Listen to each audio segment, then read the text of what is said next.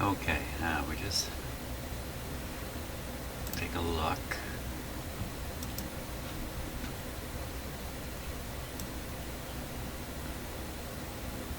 There, you can look in the back. You can see the string and the clip back there.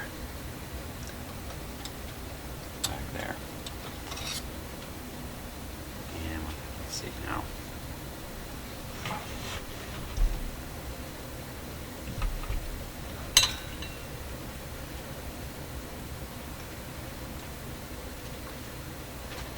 I'm going to try to hold the pointer down and raise up the string.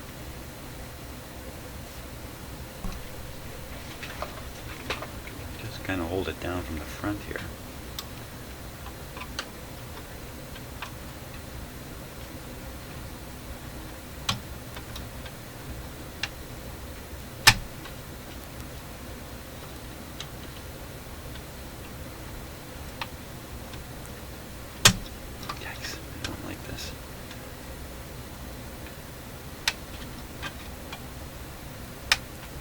What's it catching on? I'm going to break it too, like this.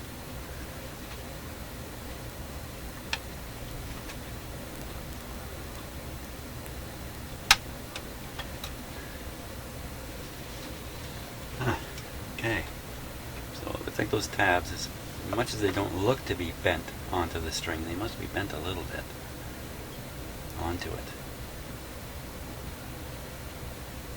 So I'm a little worried about just breaking the string right there. I'm trying to get that off. Okay, now sometimes there's they make allowances for this by you can shift the pointer to one spot on the dial, and then there's an easy way to release it. I sure don't see that happening. In here, I could there's one dial. See that screw back there, slide plate. I could loosen that screw off, and the plate might drop. And then I can get the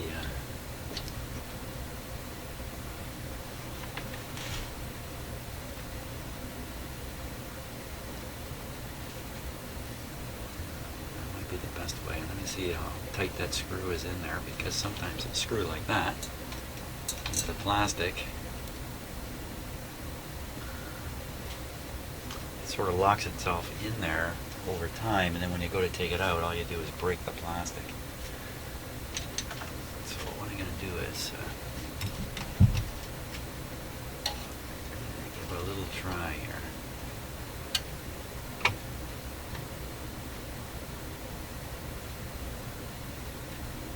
Goes.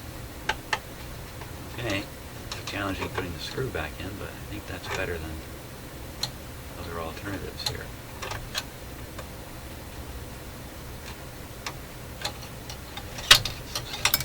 Just let it drop out. Slide the plate down. There it goes. You can see the pointer is essentially off of it.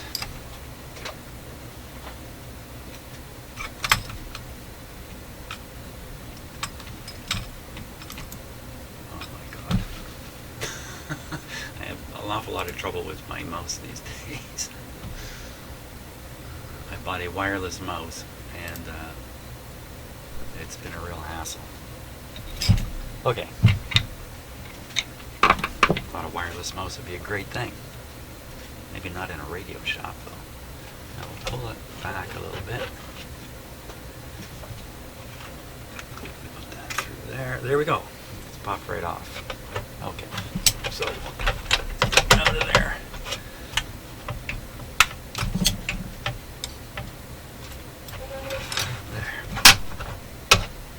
There we are.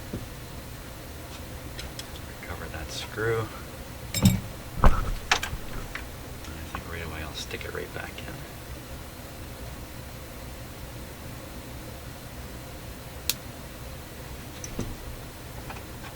sure I don't lose it.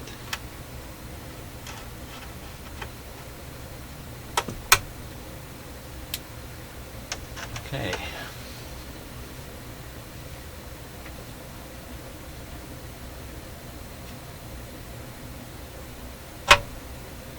There's almost nothing holding that string onto the pointer.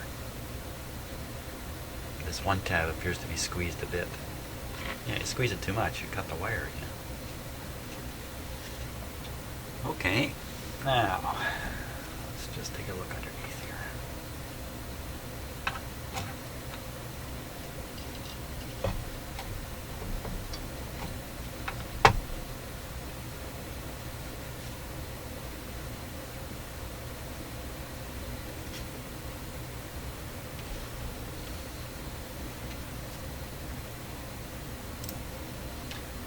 At a glance, it's looking pretty good.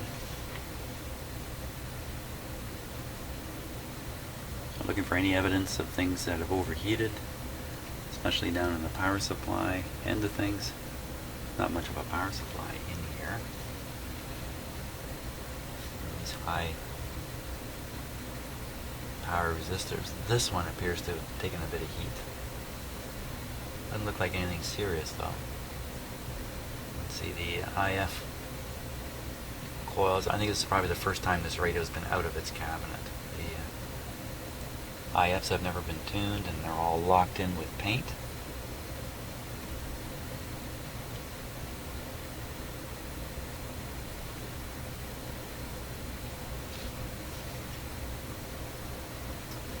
Somewhere, okay, so here's the big filter capacitor up here.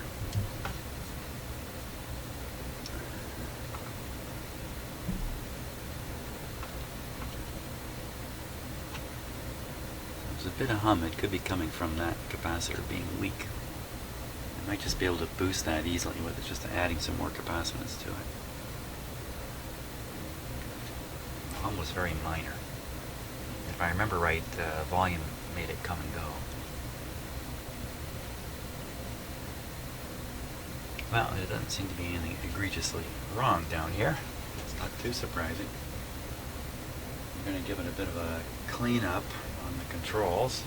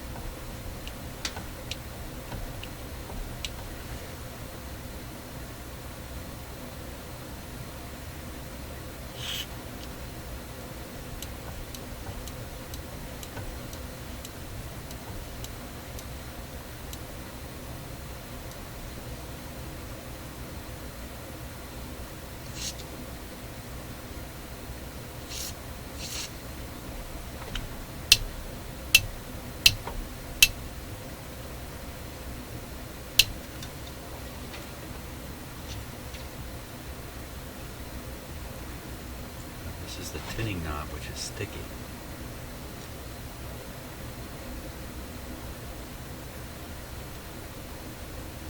Whether it's here or right up in the capacitor is the question. I think it's the capacitor.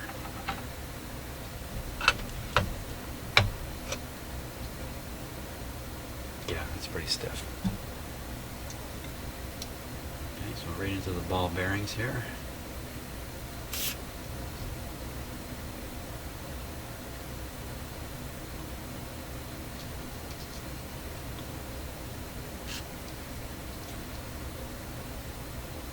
Still very, very stiff.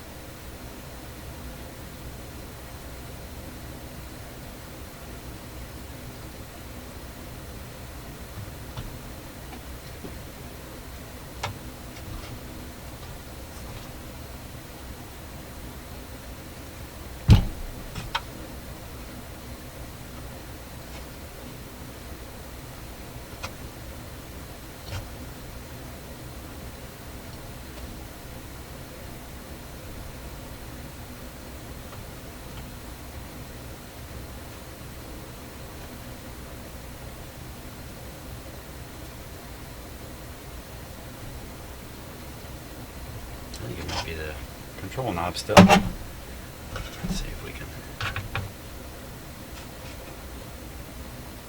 Putting lubricant down in here without getting it on the string is a bit of a challenge.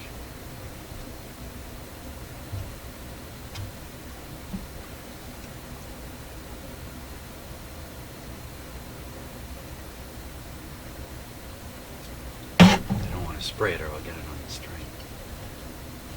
That's loosening up.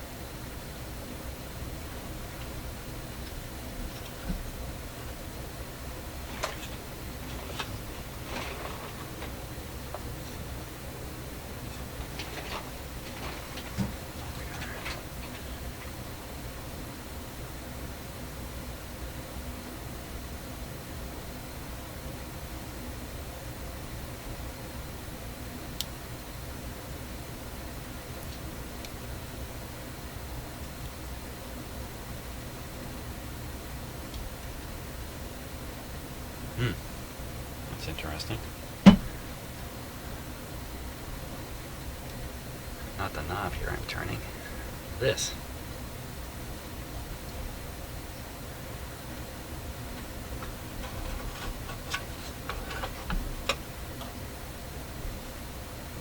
The light bulb is completely smashed out of there.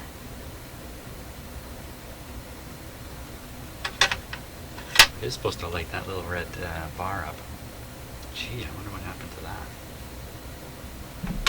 How did that get smashed like that?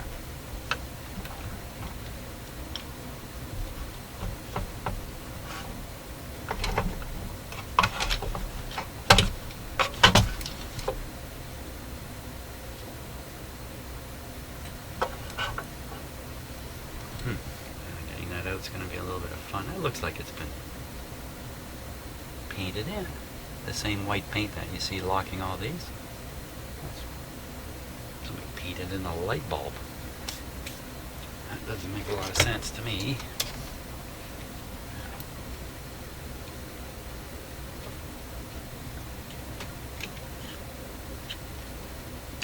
Just push the light forward here first. No. This is going to get a little messy. The light bulb's important in these radios. What kind of light is this?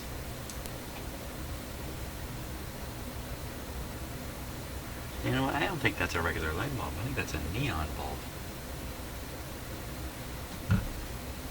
Let's take a closer look at it here.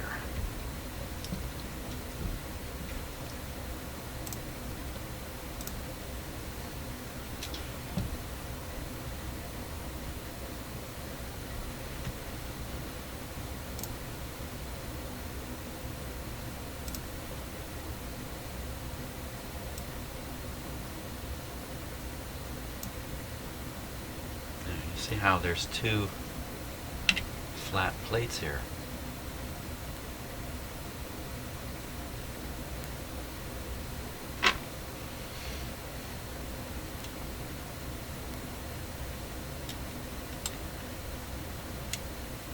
I guess they never expected this to have to be changed because it's a neon bulb. They're pretty darn reliable. Really should last forever, so that's why this was put in on the expectation it would never ever be changed out.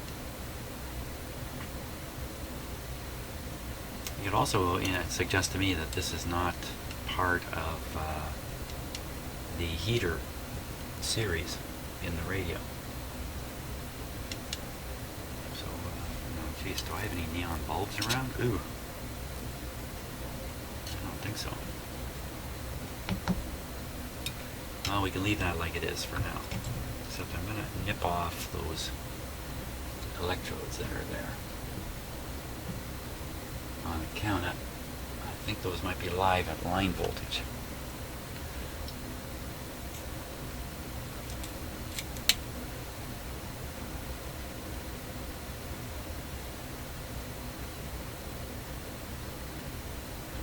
And I don't want those touching in there either.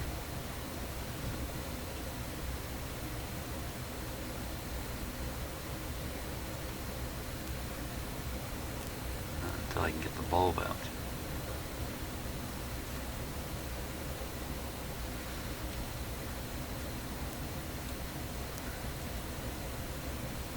There we go. It's so small.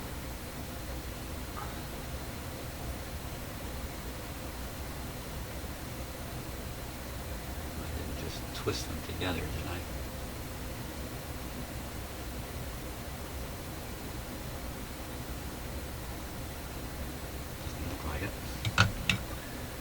Just to be sure, though, I'm going to take a look with my magnifier here.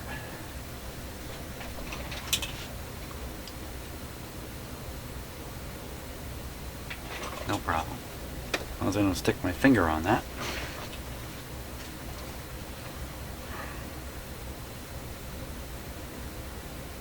Okay.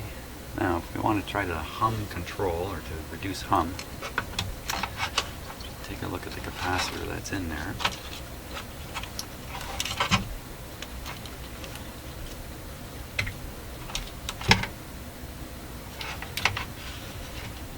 Top of the capacitor is all darkened, and the very top here is going kind of funny. Probably just heat over a long period of time. It says 60 microfarads times 3. 3 60 microfarad capacitors in there, is that right? 1, 2, 3, counting the number of terminals in here, 4, one's taken right to ground, and then the others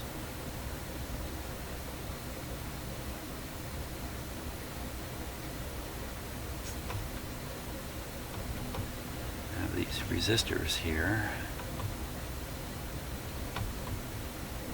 Just drop in another capacitor right in here. Solder it in there. I think I want to be a little more sure about whether there's really a hum in this radio before I do that.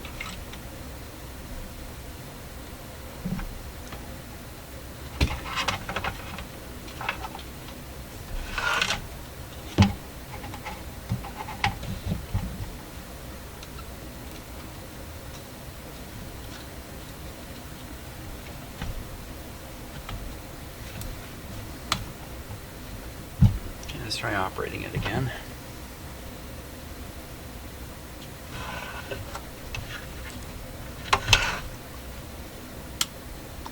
Switch off, switch in volume.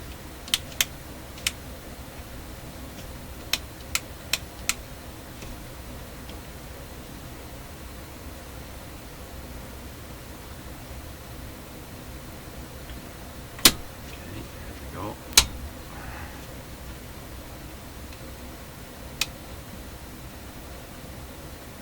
See the heater on this tube just take a heck of a beating there when it first turned on.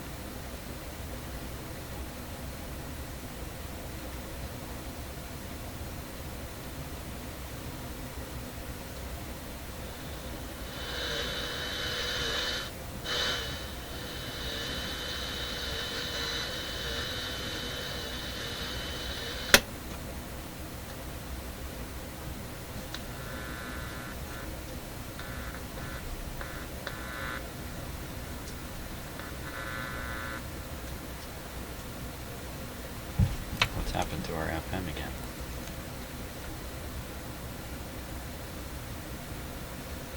Got 120 volts supplied to it.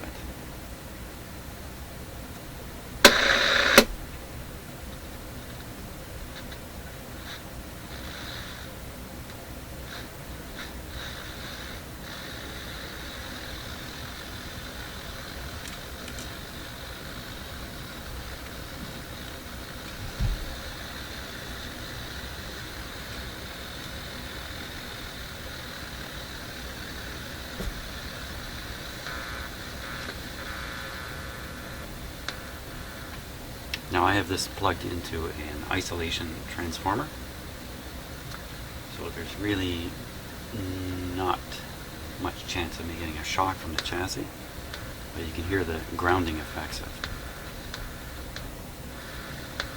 touching it.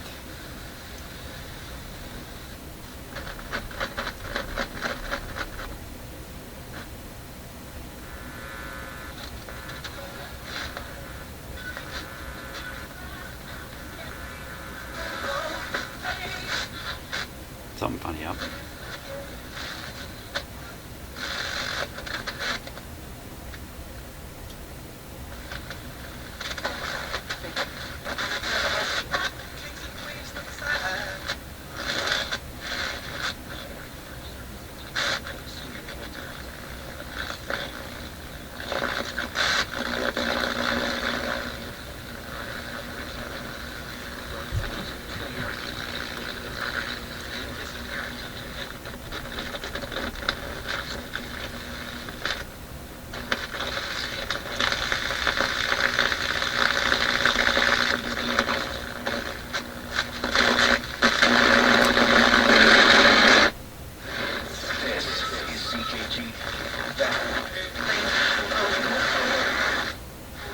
Okay, so what's happening here?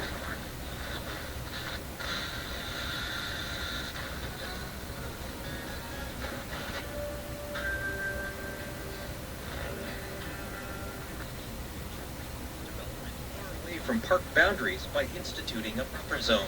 Canadian Government Society says each level of government is waiting for the other to Nice act. now. Eric Hebert Daly is with the society. No one can run roughshod over the other, so we do need them all to come to the table. UNESCO warns not protecting the park boundaries recognize its World Heritage status. Bigodopia, And that is CBC News to this hour. We broadcast live and podcast at cbcnews.ca. I'm Joe Cummings.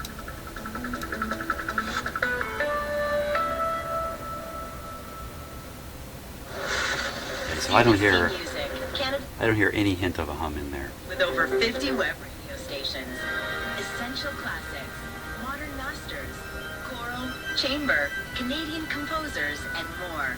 10 music channels cover the spectrum.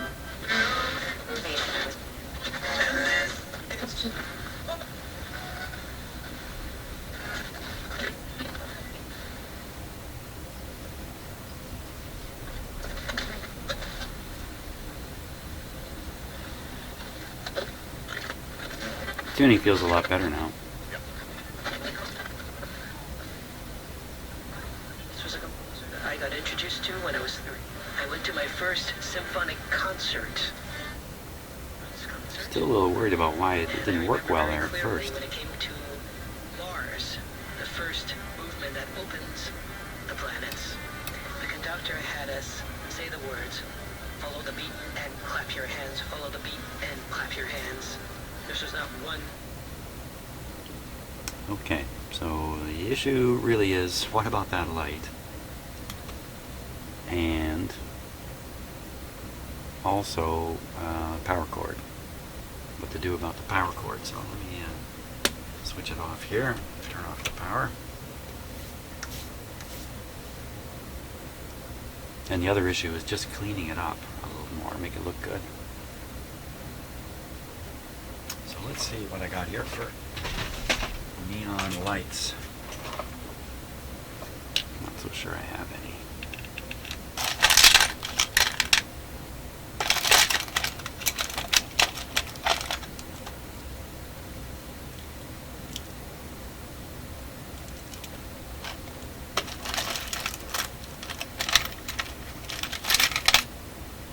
Yeah, I have to rummage around a little bit to be sure here.